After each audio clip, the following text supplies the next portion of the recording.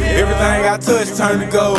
Ain't I something special? This one for my haters, I'm a motivator. I make them niggas wanna do better. I want too much, I can never settle. Settle for less, nigga, I can never. If she did better, I probably would've kept her. But oh boy, I found something better, and she gon' do me. Alright, we young, man. Now for the ones who wondering who we got right here, man, it's Jonathan Dela Cruz, CEO, president of the Thump Yard, representing the Guns Down, Gloves Up movement, man. We finna get into it.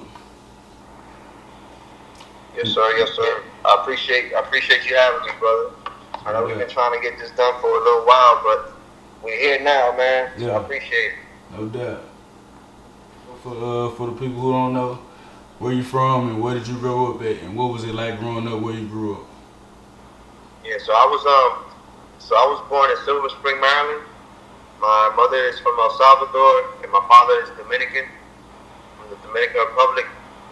So I'm first generation American. When I was 11 years old, I moved down to Florida to Miami, and I grew up in Miami, up until after graduation. Then I came back here to Maryland. Growing up was great, man. I had a great childhood up until the time my parents split, so I left to Florida with my mother. And, single mom shit, you know how that is. I was always by myself. I have one brother that's common between my mom and dad, and then I have a half sister that I didn't grow up with. So, I moved to Miami when I was 11. My father was a professional boxer, so I grew up around the boxing sport my whole life. Learning the basics and stuff. But it was when I moved to Miami when I started taking the training serious, and I started, going to the boxing gym and getting some work in when I was 13 years old. And then when I would come visit here in Maryland, I would go train at the Sugar Ray Leonard Boxing Gym here in Maryland during the summers. And then back in 2005, got into real estate in 2008, and then 2009 I got shot during a home invasion. I had took some time off of boxing, but the day I got shot, I had started boxing again about 2 weeks before. And the day I got shot, I was supposed to be in the boxing gym, but I stayed at home to study for my real estate exam. And I got caught up in a home invasion, and bullet went through my shoulder right here and hit me in my spine. And and it's just been bouncing back since then, bro. I've been in the chair now for 12 years, brother. Man, tell me about this. So growing up in Miami, man, it's like, I would kind of say like the home of the underground boxing. That's kind of like that's what underground boxing got big at. With Kimbo Slice, George Masvidal making it to the UFC, Dada 5000. Have you met any of them? Them boys. Actually, one of the dudes it's crazy you mentioned Kimbo, because one of the dudes I used to box with at the gym, we had the same coach. He's one of the dudes that fought Kimbo Slice in one of the backyard joints. And he got crushed though, but yeah, man, it was, we grew up seeing them guys, man, on YouTube, and then actually a couple of my guys actually competed and fought at one of the backyard events. So I mean, Miami got like there's a lot of gang culture in Miami. And it's a big fighting culture too, a lot of MMA, a lot of boxing. So that's something that's kind of in the culture in Miami, man. And, we used to always throw the gloves on the block. I did my boxing thing at the gym, but that's something that's always been in the culture, man. You got different sets, different cliques.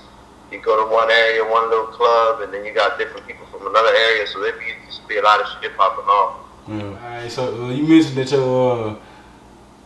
your dad was a professional boxer. What's his name? Wilfredo Dela Cruz. He got a little highlight on YouTube, man. Check him out, Wilfredo Dela Cruz. So his style, he was more like a pressure fighter. He'll come forward. He didn't have too much, like boxing movement in terms of like, moving around and footwork and shit like that. But he's tough, man. And I remember putting on the gloves with him since I was little. Like, I'd always put the gloves on with him. He'd work with us, I put on the gloves with my brother. And then, but then I started getting the real training at the boxing gym. So when I would come and visit him, we put on the gloves, and things got a little different. I was able to hang a little bit more. Yeah.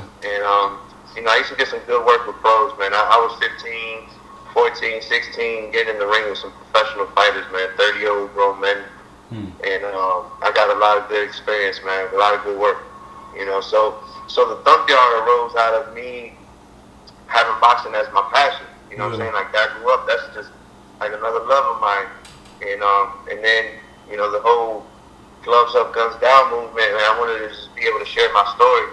I've always felt like after my injury, like I was destined to just share my story. Like I would have little events where I would speak at, and then just the feedback from the people and how my story would motivate and inspire them. So that was more my motivation to get the Thump Yard going, just as a way to bring the community together, a way for me to share my story. And also what we do at the Thump Yard is we invite other people who's been affected by gun violence to speak at the beginning of the show.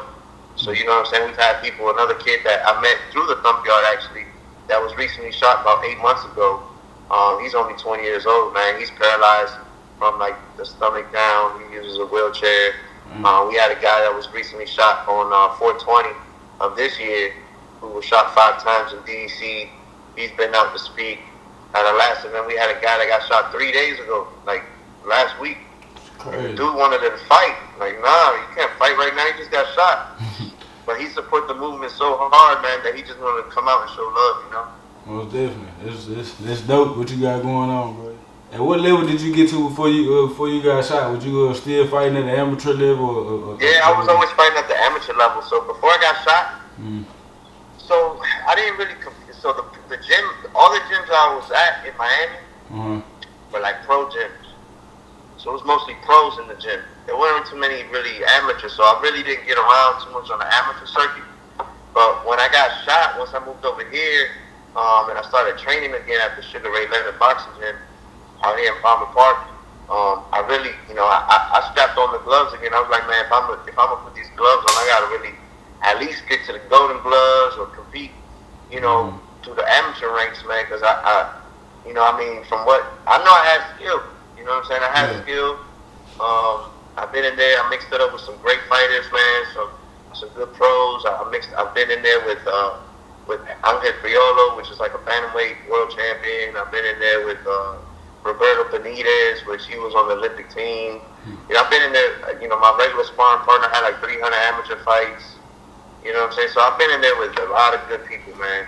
But I didn't get to, you know, unfortunately, my injury and the gunshot put all my boxing aspirations on hold, man, for real. You know, unfortunately. Did you ever get a chance to meet Sugar Ray? Nah, I never met Sugar Ray, man. Never met him, but he's from out here in Maryland. You know, the boxing gym that's named after him is in the neighborhood he grew up in. That's dope. You know, Park.